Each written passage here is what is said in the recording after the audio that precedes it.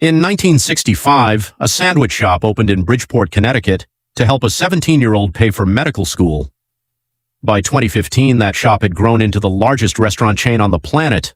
More locations than McDonald's, more than Starbucks, more than any brand in history.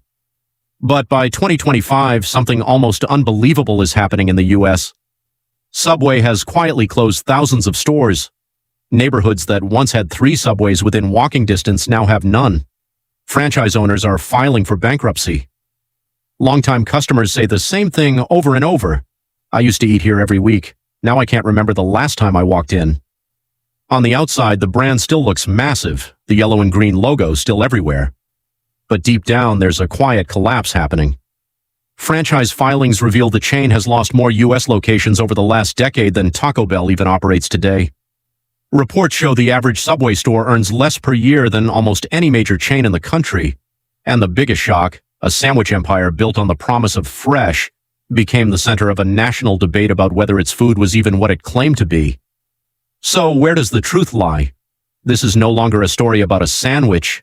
This is an investigation into the rise and fall of Subway and why America is quietly turning its back on the place that once fed an entire generation. There's a truth most people forget. Subway wasn't built by a corporation. It was built by a teenager with 1,000 borrowed dollars and a dream that had nothing to do with sandwiches at all. In 1965, Fred DeLuca needed money for college. A family friend, the physicist Peter Buck, lent him $1,000 and one piece of advice: open a submarine sandwich shop. They called it Pete's Super Submarines. It barely survived its first year. But instead of quitting, they did something almost no one else in fast food was doing at the time: franchising aggressively, store by store, town by town, letting ordinary people own a piece of the dream instead of keeping it locked inside a corporate office. By the late 1970s, the chain had renamed itself Subway, and the formula multiplied like nothing the restaurant industry had ever seen. No factories, no massive real estate budgets, just a simple counter and a sandwich made right in front of you. Watching your food being built, choosing every topping yourself, felt revolutionary in a world of sealed burgers and frozen fries.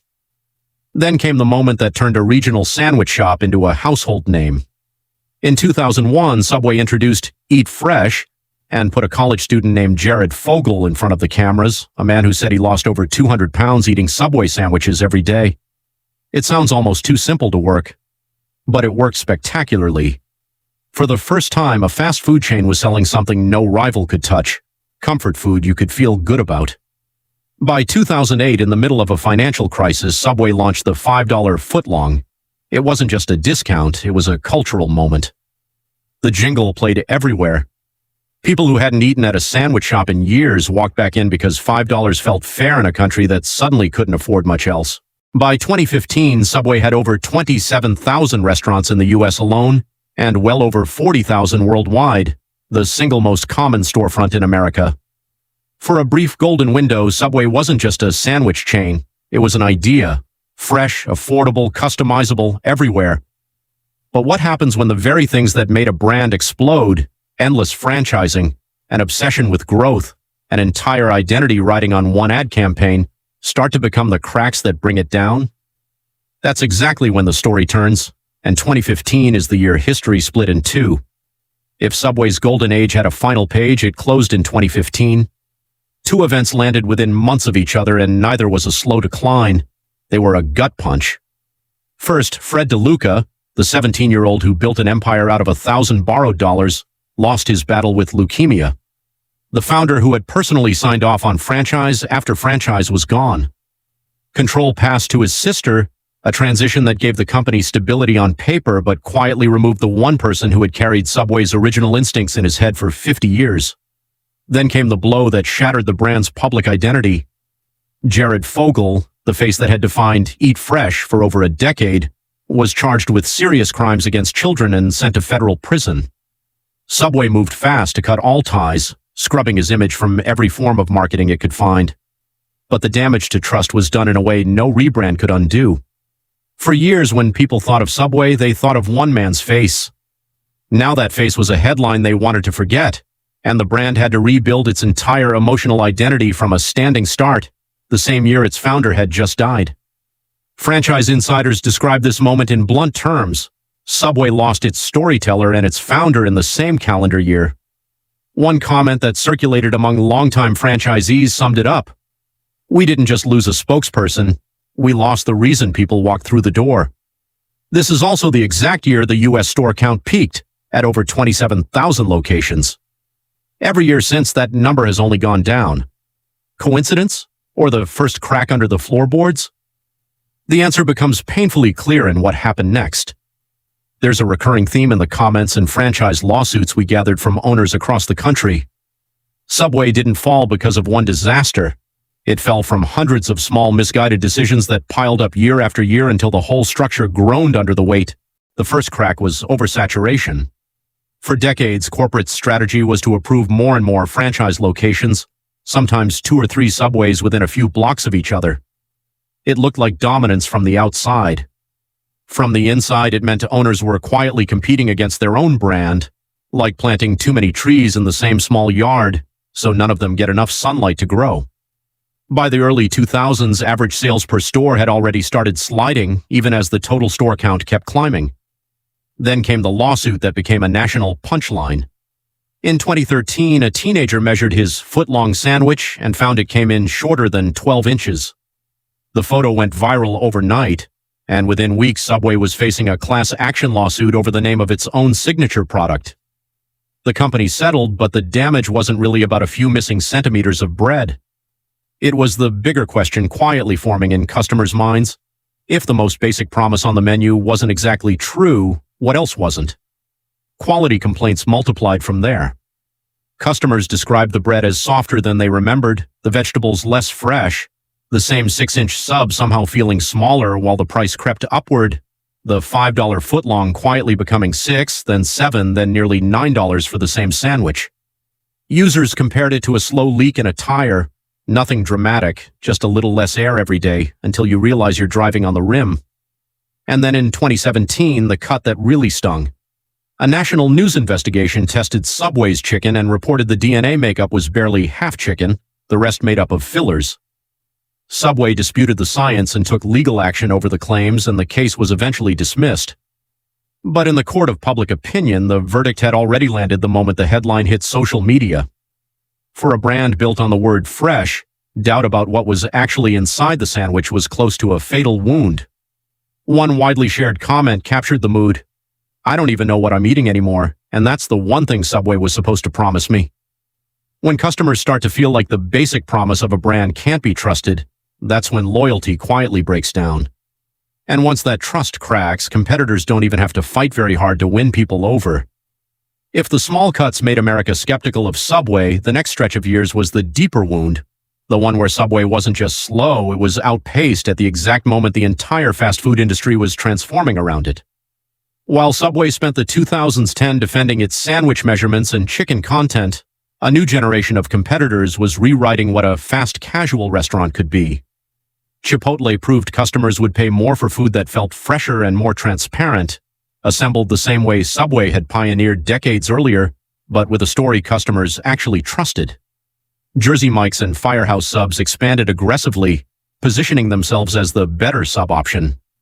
Then COVID landed at the worst possible time. A chain built around small storefronts, much of it concentrated in malls and strip mall food courts, was suddenly facing a world that wanted contactless ordering, drive-thrus, and delivery-first design. Competitors who had already invested in apps and digital kitchens adapted quickly.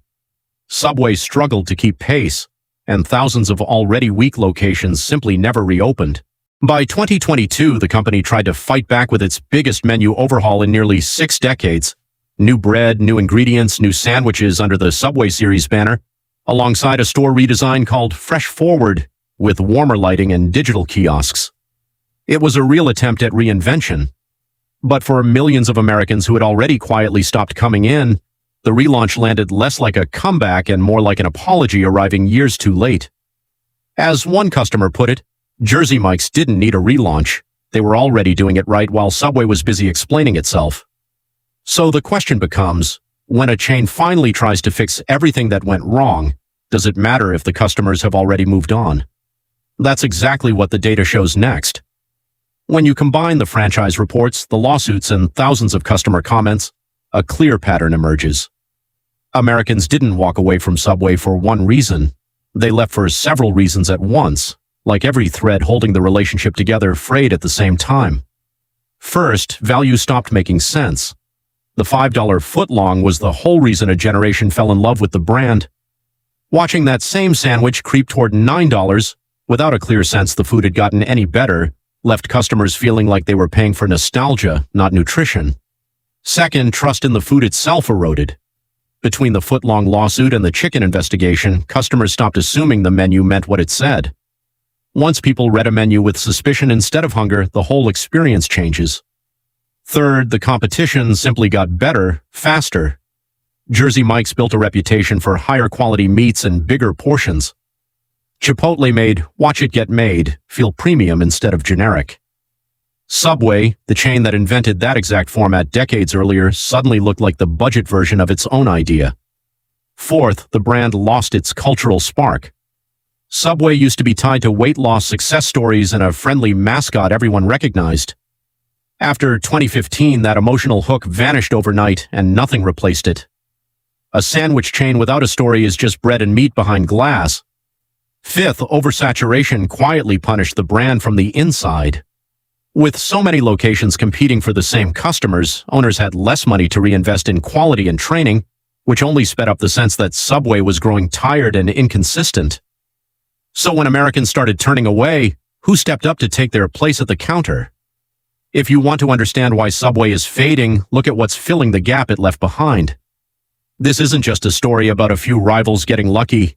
It's about the entire sandwich market reorganizing itself around the brand that used to own it.